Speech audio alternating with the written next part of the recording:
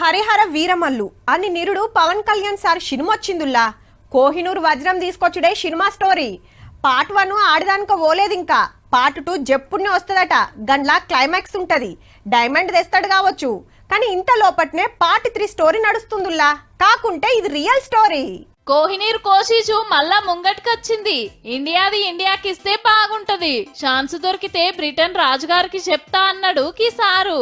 పేరు జోహ్రాన్ మామ్దాని, అమెరికాల న్యూయార్క్ పట్నం మేయరు.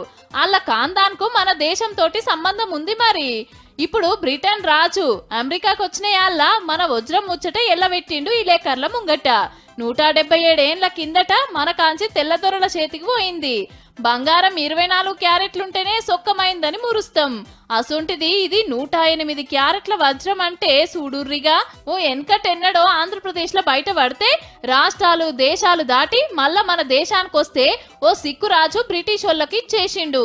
ఆ రాణుల కిరీటంలా మన కోహినూర్ వజ్రం ఉంటది. కోహినూర్ అంటే పర్షియా భాష, ఎలుగుల కొండ అని అర్థం. దునియాల శానా ఇలువగొల్ల వజ్రం. 3 లక్షల కోట్లకేంచి 5 లక్షల కోట్ల రూపాయలు ఉంటదంటారు. అంటే మన తెలంగాణ ఏడాది బడ్జెట్ అంతా. మాది మాకు ఇయ్యాలని మన దేశం తరపున ఎన్ని మాటలు అడిగినా గంత ఇలువైంది ఇయ్యమంటే ఇయ్యమని భద్రంగా దాసుకున్నారు.